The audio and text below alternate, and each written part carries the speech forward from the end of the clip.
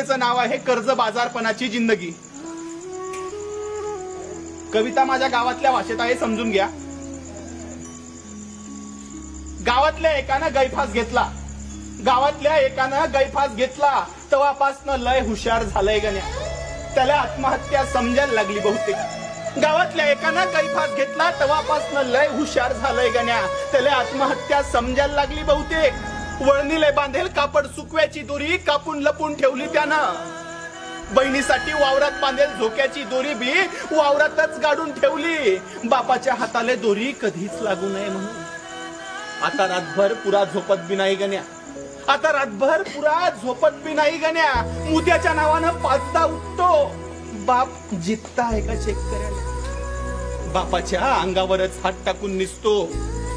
बापाच्या अंगावरच हात टाकून निसतो. जरसा हात बाजूले झाला तर गण्या सेकंदात घामानं भिजतो. धास्ती खाल्लीये त्याच्या मनानं.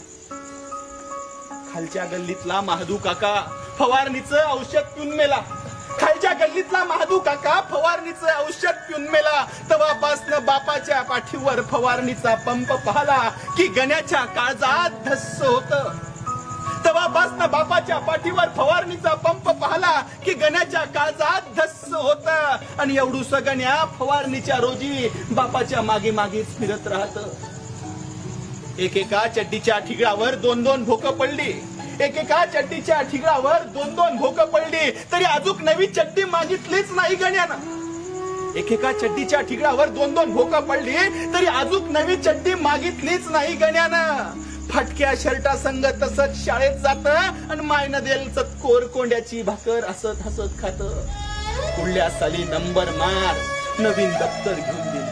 पुढल्या साली नंबर मार नवीन दप्तर घेऊन देईन. हे आठवून मी बापासमोर गण्या दप्तराचं बोलत नाही.